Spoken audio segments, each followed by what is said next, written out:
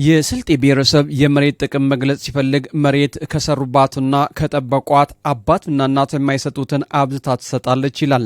የሀብት ሁሉ ምንጭ የሆነው መሬት እንዳይጎዳና የተጎዳውም እንዲያገግም በተፋሰስ ባከናወኑ ስራ ውጤታማ መሆናቸውን በስልጤ ዞን በላንፎሮ ወረዳ የወታምቦ ጎቤና የሻንቃ ጡፋ ቀበሌ አርሶ አደሮች ገልጿል። ከዚህ በፊት ይሄ ቦታ እንደምታዩት የተራቀተና የተጓጋጠ ነበር። ይሄ ሁሉ ቀርቶ በራሱ በዚህ በተጋጋጠው መሬት ሳር ጭምር ሽጠን ሮዝመሪ ሁሉ ተክለን ወጣት አደራጅተን ወጣቶች የሚጠቀሙበት እኛም ደግሞ በሳሩ ቀበሌውም ጭምር ሽጦ ለቀበሌ ውስጥ ገቢ የሚጠቀሙበት ኃይለኛ ጥቅም ያገኘንበት ነው።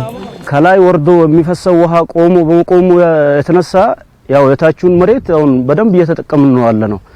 ይህን ደግሞ መነሻ በማድረግ ዳገቱም ደግሞ ደህንነቱ አይጠበቅም ነበር ሳንሰራ በፊት ማለት ነው። አንደኛ ደረጃ ይህ ውሃ ወደታች ወርዶ የታችሁን መሬት የሚያበላሽ የነበረው እዚህ ጋር ተጠራቅሞ ለዳገቱም ልማት እንዲሰጥ እዚህ ያሉት እንትኖችም ደግሞ እንዲበቅል አድርገዋል።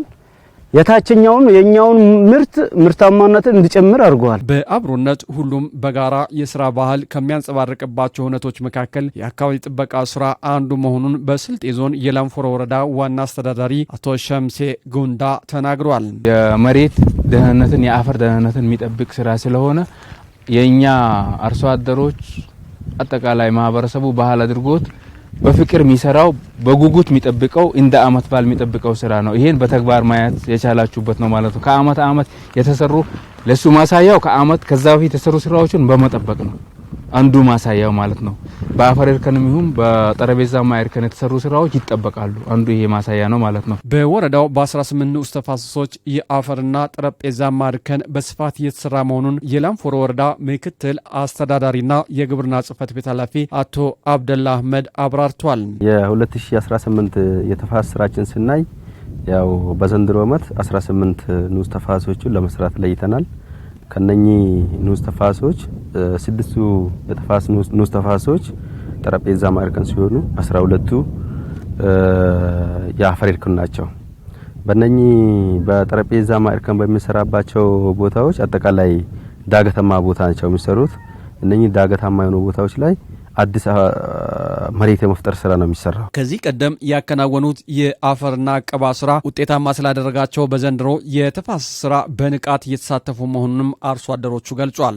ንቃት የተነሳ ነው አሁን ህዝቡ በራሱ ጊዜ መጀመሪያ በሰራው ስራ ይሄን አይል ሰርተን ይሄን ተጠቅመናል የኛ ምርትና ምርታማነት የተሻለ ስለሄደ ብሎ በራሱ ጊዜ እንቅስቃሴ አንድ ሰው ከመጣ በኋላ 2 ሜትር እየሰራ ያው ዘንድሮ የሰራ ነው እስከ 30 ምናምን ቀን እንሰራለን ብለን እንትን ብለናል። የሰራ ነው ደግሞ አንድ ሰው መጥቶ 2 ሜትር ነው ማንንም አስገድዶ አይደለም። የመጀመሪያውን ታሳቢ መነሻ በማድረግ ነው።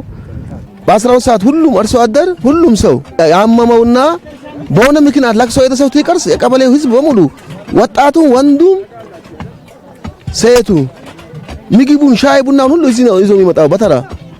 ስለዚህ ይሰራል እስከ 3 ሰዓት ከ12 ሰዓት እስከ 3 ሰዓት ከሩ። በላንፎሮ ወረዳ 34000 የሰው ኃይል ልየታ በማድረግ 2210 ሄክታር ለማልማት ታቅዶ ወደ ተግባር መገባቱን የወረዳው ዋና አስተዳዳሪ አቶ ሸምሴ ጉንዳ አስረድቷል። ከ34000 የሰው ኃይል ለይተን ከ2210 ሄክታር በላይ ለማልማት ታቅዶ ተግባር ገብተናል ማለት ነው። ቀደም ብለን ነው የገባ ነው። መጪው ጊዜ ረመዳን ጊዜ ስለሆነ ቀደም ብለን ነው የጀመርነው።